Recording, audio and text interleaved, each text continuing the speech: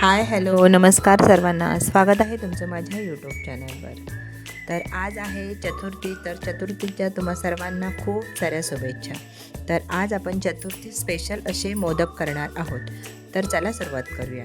सर्वप्रथम हे बघा, मी हा नारळ घेऊन आलेले आहे आणि तो कट केलेला आहे आणि असे 2 भाग त्याचे केलेले आहेत. आता एक कढई गरम करायला ठेवलेली आहे आणि हा किसून घेतलेला आहे खोबरं, आणि या कढईमध्ये खोबरं सगळं आपण काढून घ्यायचं आहे. हे बघा, या पद्धतीने आपण सगळं खोबरं काढून घेतलेलं आहे. गॅसची फ्लेम मीडियमच ठेवायची आहे, जास्त फुल ठेवायची नाही. आता चमच्याच्या साहाय्याने हे हलवून घ्यायचं आहे. आता हे बघा, आपण ह्या दोन्ही वाट्या किसल्या होत्या, त्या एक वाटी, आता ह्या 2 वाट्या आहेत ना, ते मधोमध आपण कट केल्या होत्या. त्यातली 1 वाटी भरून बारीक केलेला गूळ घ्यायचा आहे, तो याच्यामध्ये टाकून घ्यायचा आहे.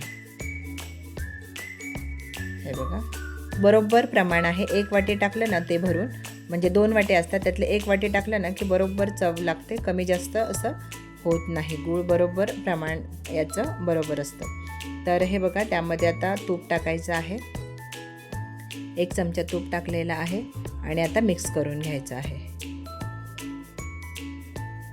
गूळ पूर्ण असे वितळेपर्यंत हलवून घ्यायचं आहे. आता मी साधारणतः 1 कप किंवा 1 वाटी असं आंब्याचा रस टाकलेला आहे किंवा आंब्याचा गर टाकलेला आहे आणि आता मिक्स करून घ्यायचं आहे. पूर्ण गुळाचे खडे हे विरघळले गेले पाहिजे इथपर्यंत हे चांगलं परतून घ्यायचं आहे. हे बघा, असं चमच्याच्या साहाय्याने असं बारीक करून घ्यायचं आहे. 5 ते 7 मिनटं लागतात हे वितळायला, पण व्यवस्थित सगळे खडे वितळून घ्यायचे आहेत गुळाचे. हे बघा, छान परतून घ्यायचं आहे.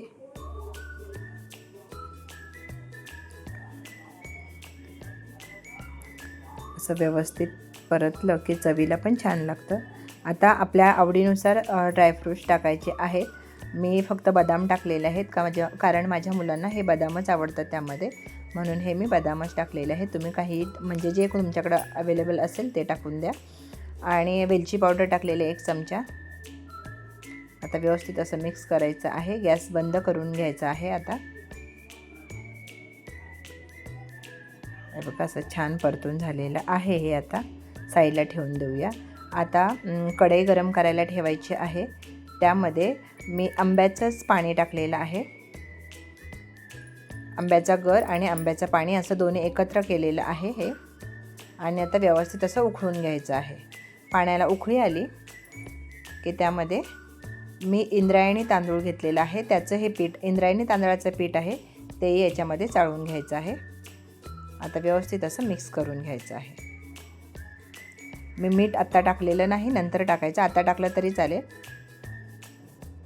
आता हे बघा, मीठ टाकायचं आहे. खरं म्हटलं तर पाण्यामध्येच मीठ टाकून द्या, मी नंतर वरून टाकलेलं आहे.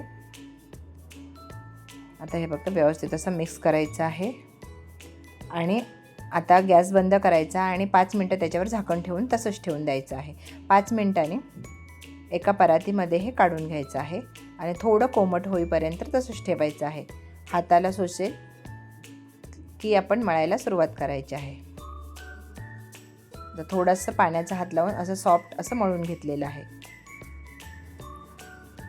एका भांड्याला पण तेल किंवा एखादा कपडा ठेवायचा, किंवा कपडा नाही ठेवला तर तेल लावून घ्यायचं आहे, म्हणजे मोदक त्याच्यावर काढून ठेवायला.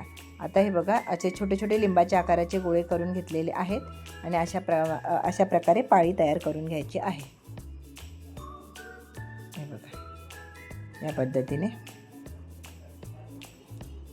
इंद्रायणी तांदूळ चिकट असतो, त्यामुळे तुम्ही इंद्रायणीच तांदूळ घ्या किंवा चिकट कोणताही तांदूळ असेल त्या तांदळाचं पीठ करून घ्यायचं आहे. हे बघा, आता हे सारण याच्यामध्ये भरायचं आहे आणि व्यवस्थित अशा मी व्हिडिओमध्ये दाखवल्याप्रमाणे अशा कळ्या दुमडून घ्यायच्या आहेत.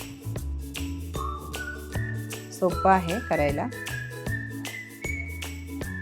आता हे असं जरा वरून फोल्ड करून घ्यायचं आहे आणि या पद्धतीने असं मिटवून घ्यायचं आहे. सोपं आहे. थोडंसं पहिल्यांदा अवघड वाटतं, पण काही केल्याने, प्रॅक्टिस केल्याने होऊन जातं हे बघा. आता दुसरी करून घेऊया. मला पण इतकी अशी व्यवस्थित अशी पाळ्या करता येत नाही. आमच्या गावाकडं खूप छान अशा कोरून काढल्यासारख्या अशा पाळ्या खूप छान अशा डिझाईनच्या दिसतात. त्यांना खूप येतं. मला इतकं असं जमत नाही. हे बघा, या पद्धतीने करायच्या.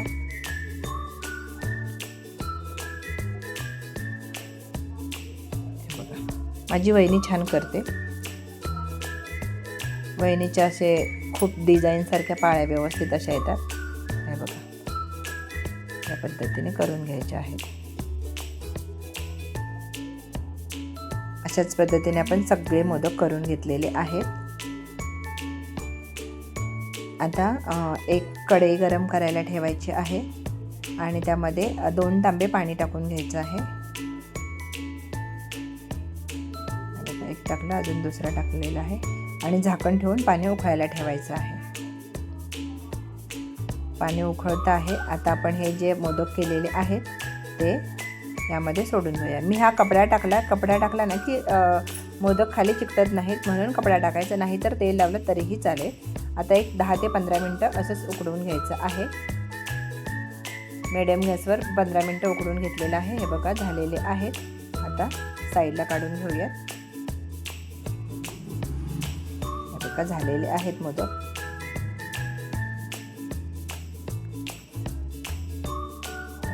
सगळे काढून घ्यायचे आहेत. आता मी दाखवणार नाही देवाला. जवळपास 9:47 का 45 असं दाखवायचं आहे नैवेद्याचा टाईम.